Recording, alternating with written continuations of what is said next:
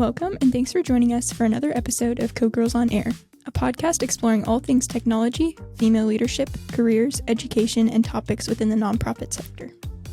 On this episode, we interviewed Megan Torgerson, who is the founder and producer of Reframing Rural. Join Makayla and Megan to hear more of her story.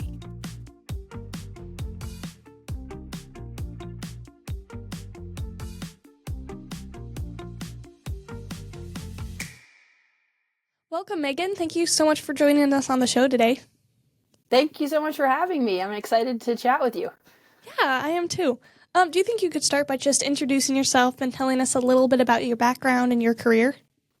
Sure. My name is Megan Torgerson, and I'm the founder and producer of the podcast Reframing Rural, which features both narrative episodes and interview episodes. And I'm currently working on my fourth season. Before I was a podcast producer, I worked in marketing and PR and also nonprofit fundraising and grant writing. So kind of used all of those skills to fund the podcast and to really create the podcast. And I have a background in writing as well. I studied English with a creative nonfiction emphasis from the University of Montana. So I apply those writing skills to the podcast, especially the intro narrations. And when you listen, you'll hear kind of my writing woven in throughout the podcast interviews. And then I have an MFA in arts leadership from Seattle University. And while I was a grad student at Seattle U is where I founded the podcast. Wow. So you have all the skills really necessary to have gotten this thing off the ground. So what originally made you want to start the podcast? Yeah, well, I kind of had the first seed of the idea for Reframing Rural when I was applying to Seattle U. And it was a time when I was seeing really rural America presented as a monolith. I grew up on a farm and ranch in far northeast Montana, and it was in the wake of the 2016 election where rural was really being presented as just one kind of political mindset, one kind of ideological mindset, and I knew that there was a diversity of experiences and stories that laid within rural, and so I sought to create stories that elevated rural people in places with greater nuance and care.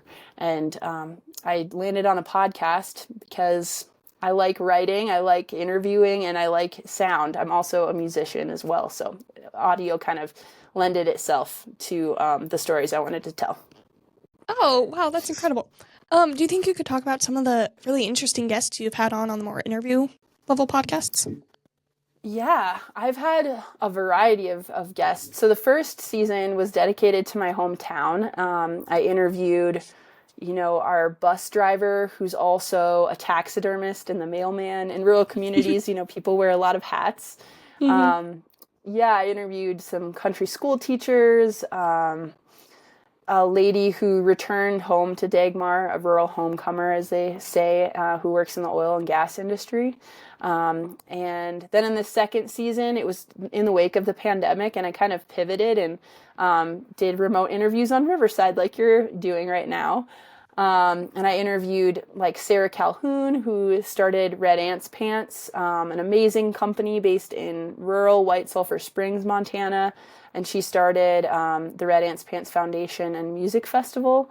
And I've collaborated with them since that podcast episode. And in the second season, I interviewed a rural sociologist, a rural theater maker who goes into small towns and works in collaboration with community members to create a musical based on the small town's history.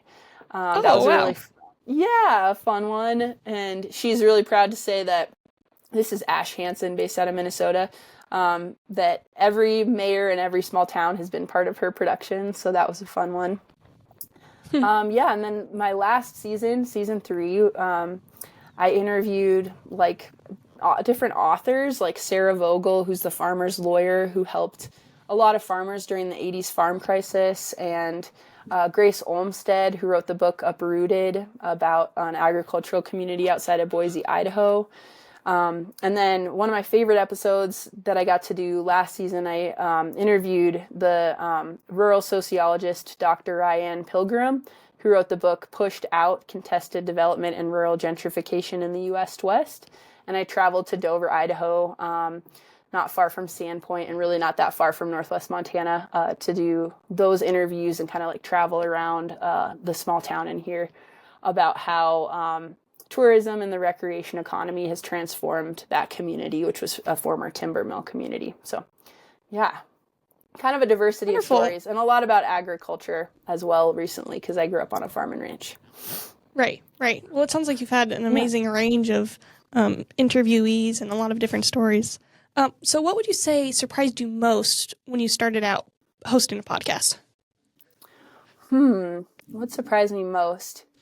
I guess I'm always surprised when people find the podcast. I mean, I do, I work to create awareness about the podcast through press releases and, digital marketing, but it's always really special when, I went to this amazing festival called Old Salt in rural Montana in Helmville this last summer, and a couple people came up to me and they're like, "Are you Megan? Do you produce Reframing Rural?"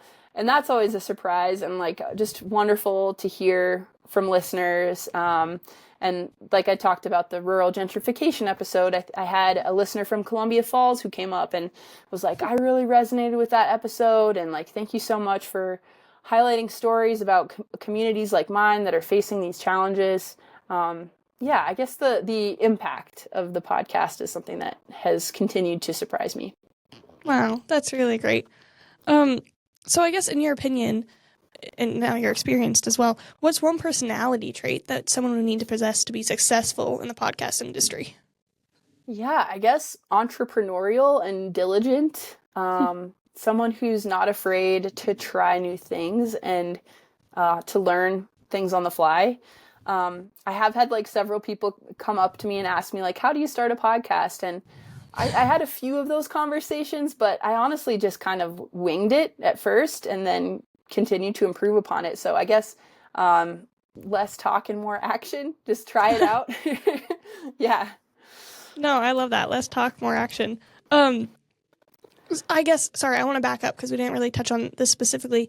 What made you make the shift from the nonprofit industry into podcasting? Was there something that happened that you saw? I guess you kind of talked about the election and all that, but can you kind of go more in depth about that? Yeah, I'd be happy to.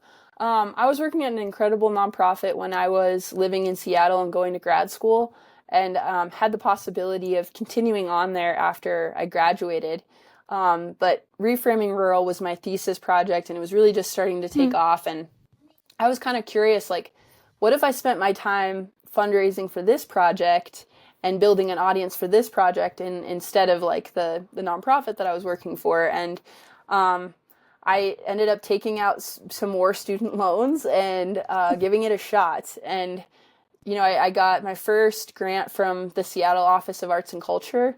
And now I've slowly been able to build up so that the podcast is my full-time job, which is really cool to say. The first few years I was also grant writing on the side and working as a PR consultant on the side. And so it was gradual. It did take a couple years to get there, but I just knew I wanted to give myself that chance and that opportunity. So yeah, I love that it evolved from your thesis.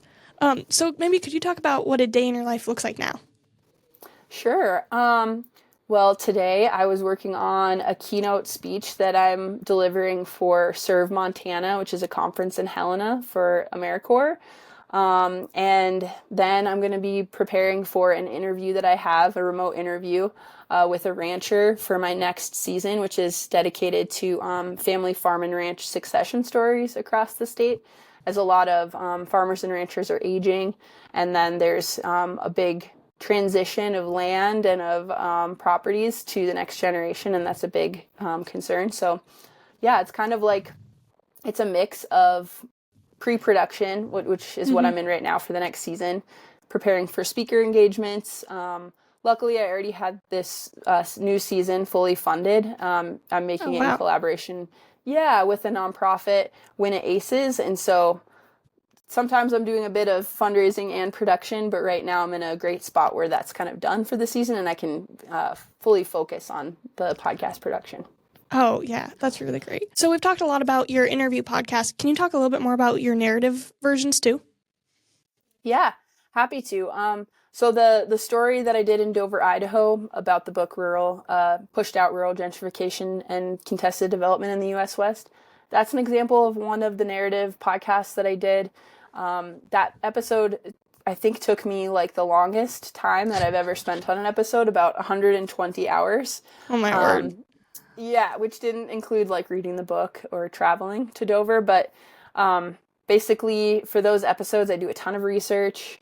I interview people, multiple people in person.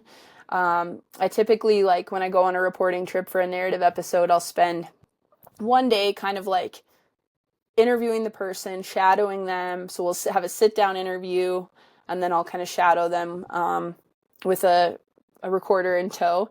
And then I'll spend the next day and take some pictures. And then maybe like if there's some questions that come up, overnight, I have the opportunity to ask them those questions. And then I'll take all of that tape. I'll listen back to it. I'll work really closely with my story editor, Mary Ald, who is also the director of the Montana Media Lab at the University of Montana School of Journalism.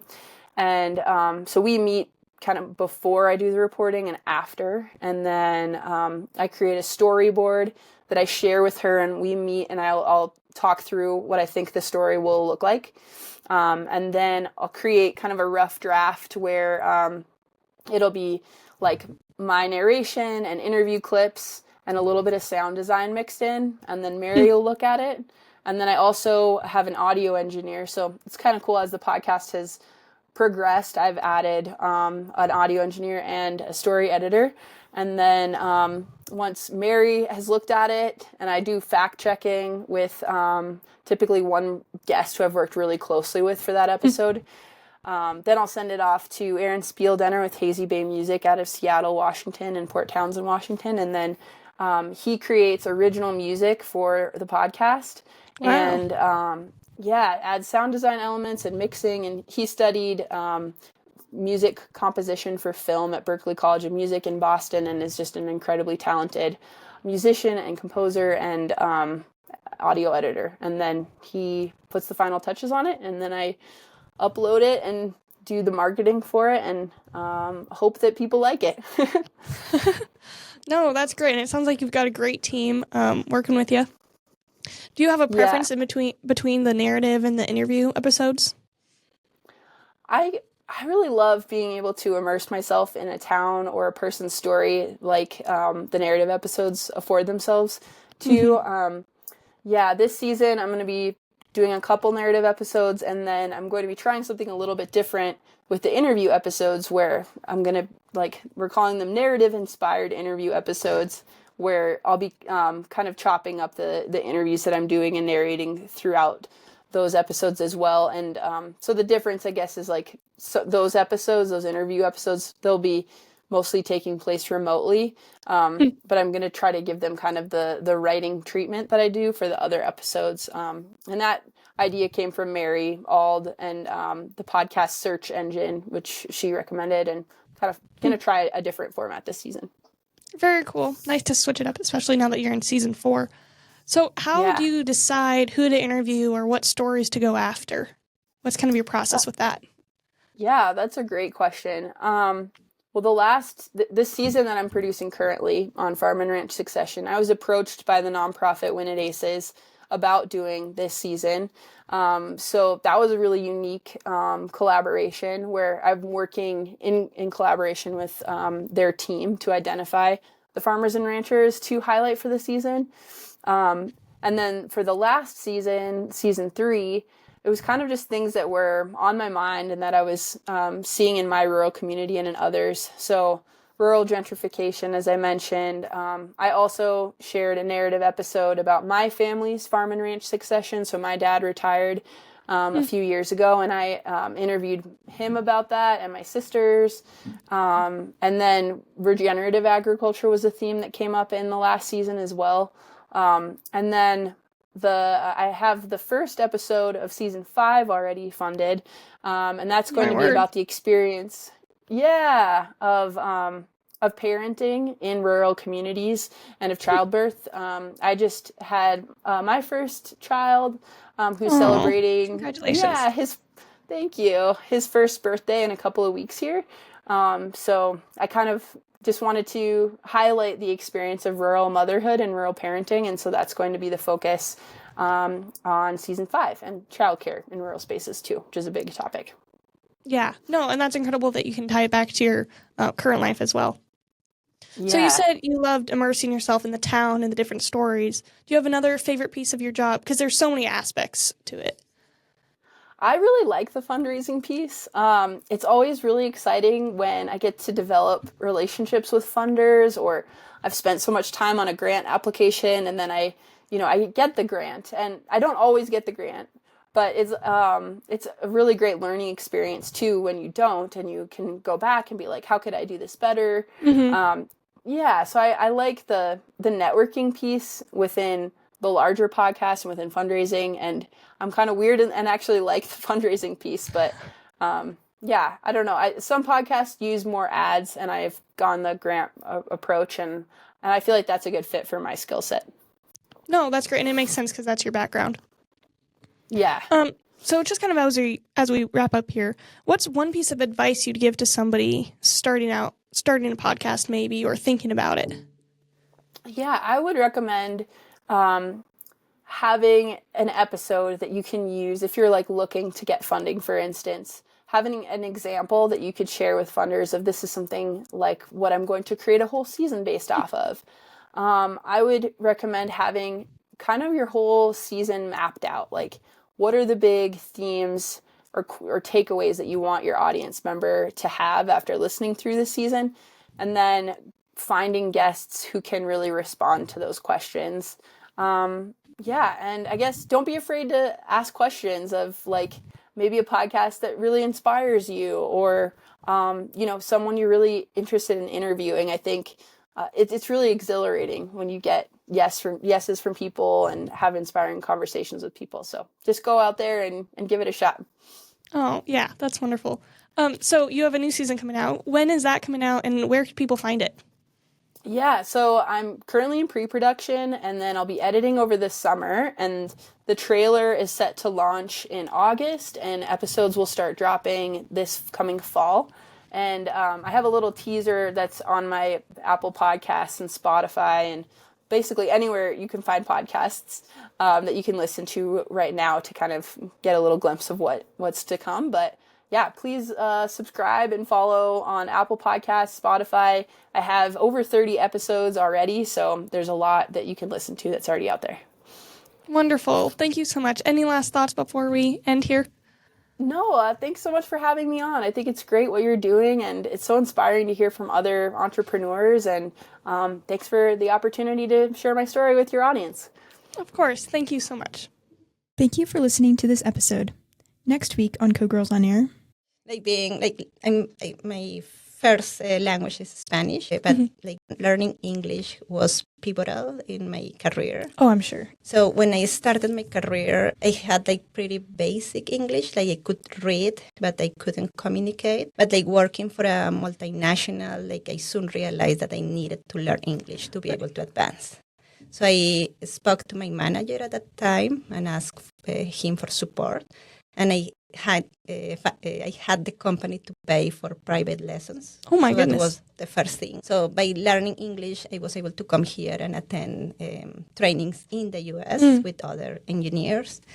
And then 3 years later, I was offered an opportunity to move to Costa Rica because the company opened their new call center there.